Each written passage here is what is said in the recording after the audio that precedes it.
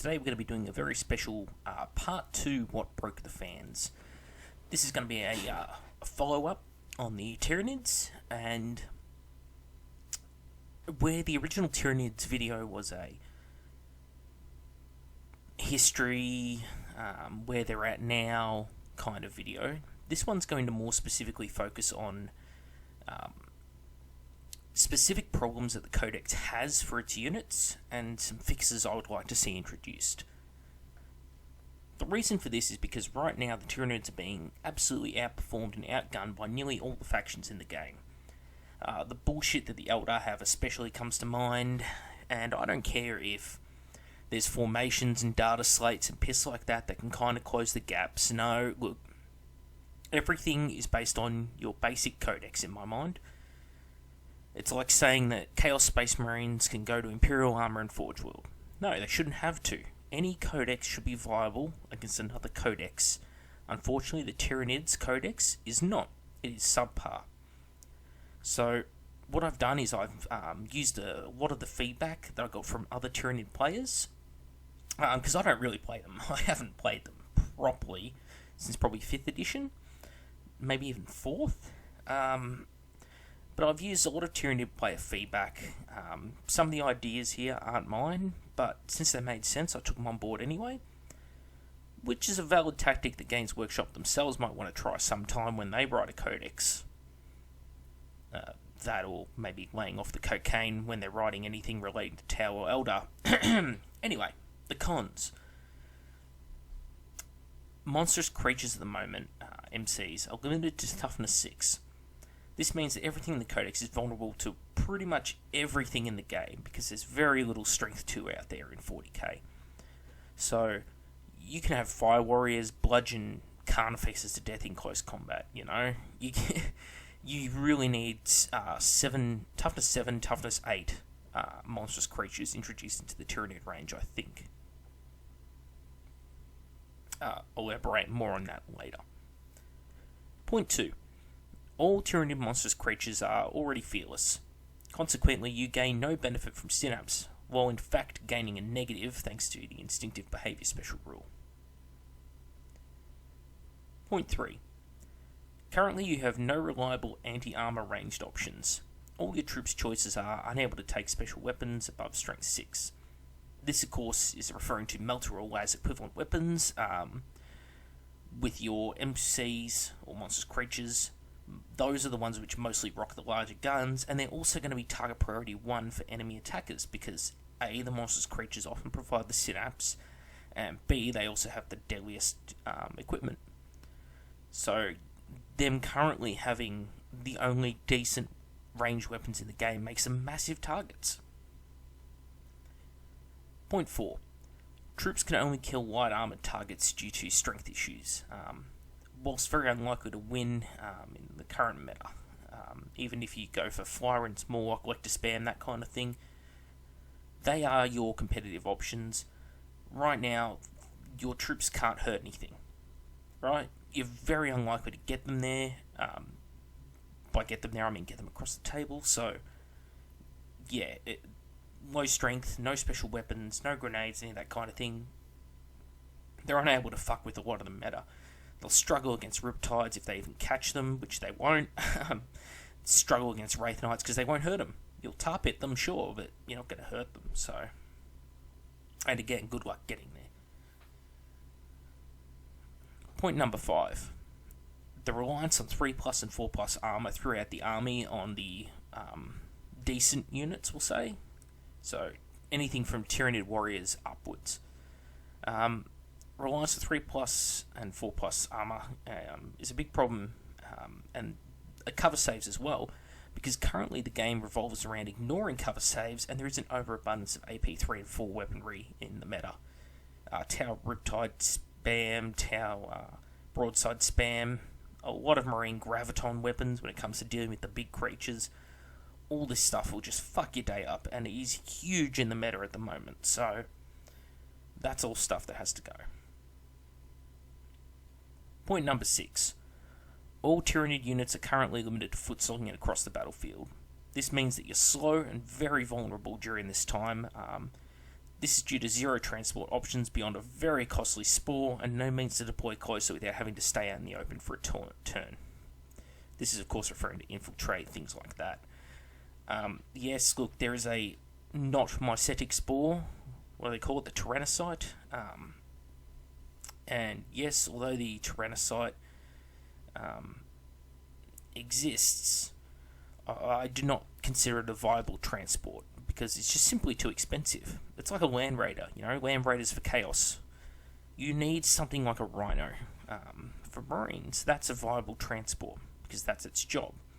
The minute you break that sort of 50 point, 70 point barrier, that's when you're going into a unit that is a unit all to itself. Now, we've gotten through the 7 real negatives I've got. I want to give 7 fixes. First thing of all, I think we need to grant Monstrous Creatures in the Tyranids an upgradable invulnerable save. At a very minimum, give the Hive Tyrant access to an optional invul save. If you have a Zone Throat that can have an invulnerable save, why can't other, albeit weaker, Psykers have one as well? Hive Tyrants, that kind of thing, they're Psykers. Yeah, they may not be as powerful as a Zone Throat, consequently you should give them a weaker invul, at least a 5+. Point number 2. You need to grant access to the Thorax Biomorph for all Monstrous Creatures. It doesn't make any sense why only 2 units in the Codex actually have it, being the Tyrant and the Tyrannofex, because they're some of the largest and smallest Monstrous Creatures in there, and, it's an upgrade that should be consistent across all Monstrous Creatures. Most upgrades should be consistent across all Monstrous Creatures. They're just different delivery platforms for the same equipment, aren't they? Much in the same way that Space Marine tanks have very similar weaponry. They can all take Pintle Stormbolters. They can all. Well, it should be the same with Tyranids, right?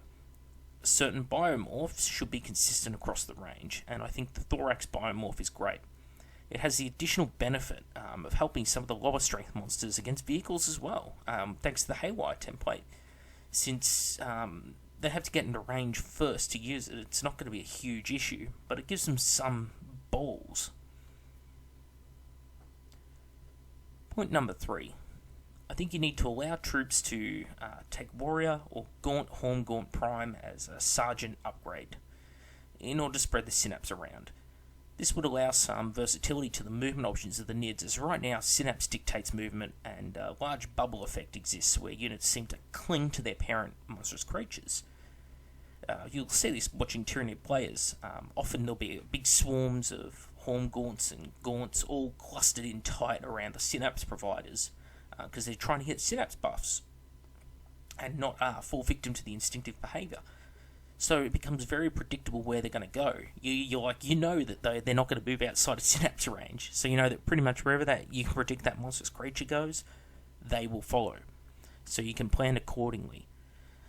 That needs to stop. There needs to be some way of, like, if you introduce a Gaunt or Horngaunt Prime into the units that just provides Synapse for its own unit and doesn't actually extend a bubble, what you can do is you can make it such that the unit is viably able to move into other areas of the board, right? Makes them less predictable, means that the swarm can actually do something. Yes, unlike Hive Tyrants and such, and Tyranid Warriors, they won't get focused down, right? You'll need a unit with the Sniper Special Rule or Ordnance to actually kill off that Psychic Creation, that Sergeant upgrade. I think it's a really simple fix, especially if it's a larger unit, like on a 40mm base, much like the Broodlord. Broodlord is in Gene Stealers, just a big Sergeant upgrade inside the unit at one point. I think that's how it needs to be done. Point number 4. I think we need to change Shadow in the Warp to alter what is actually needed for enemy Psykers to cast or utilise Warp Charge. I think if you're under the effect of Shadows in the Warp, I think your Warp Charges should only get off on a 5. And possibly even a 6+ if multiple different sets of Shadow Casters are within range.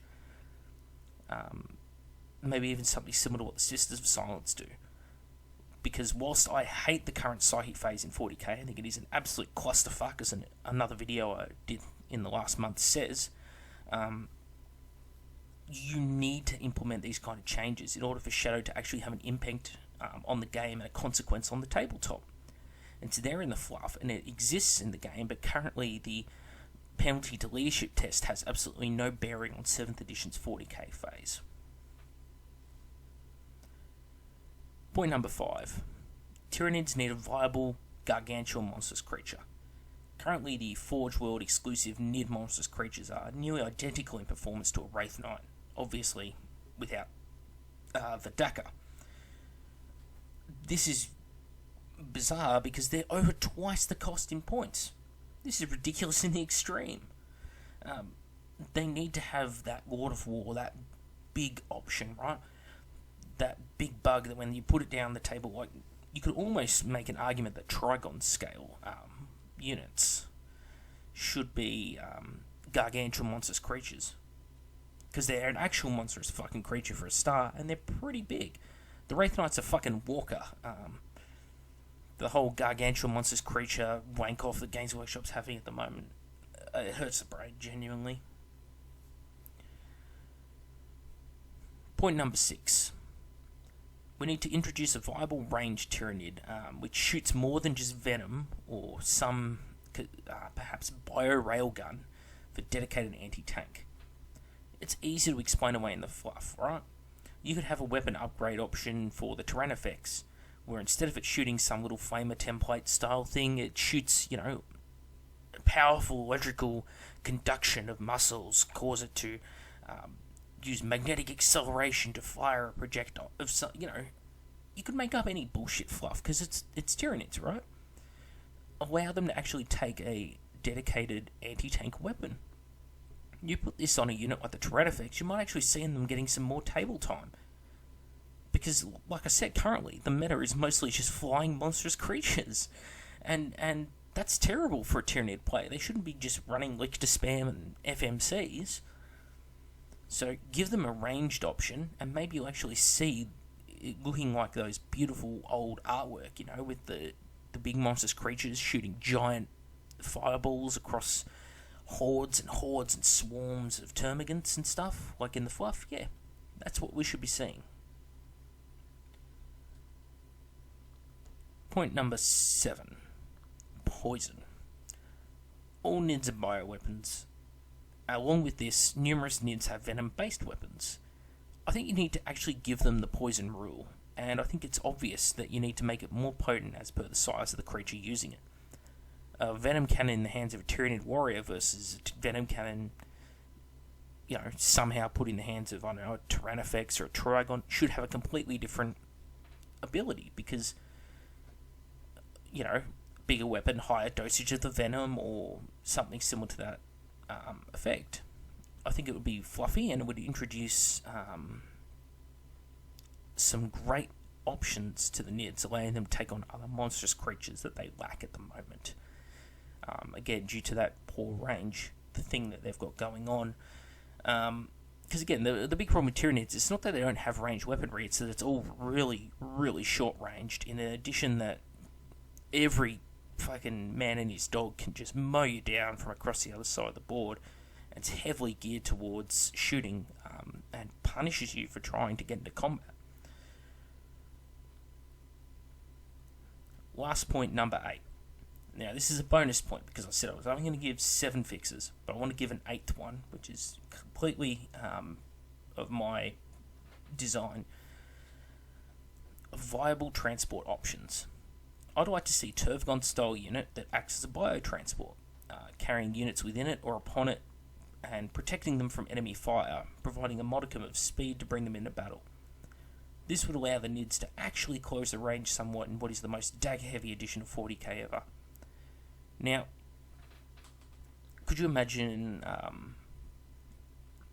big bug like a Turvagon or a Tyrannifex-looking thing with all these little termagants just swarming over the carapace on it? How fucking cool would that be, right?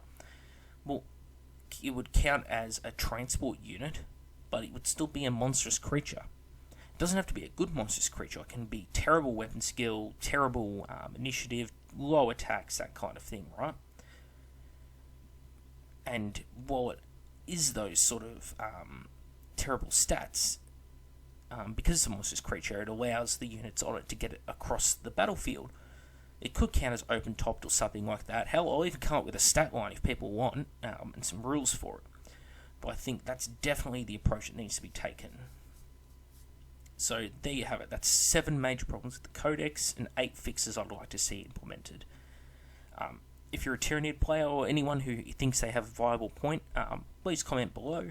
If you want to talk about formations and data slates and how shit they are, please comment below.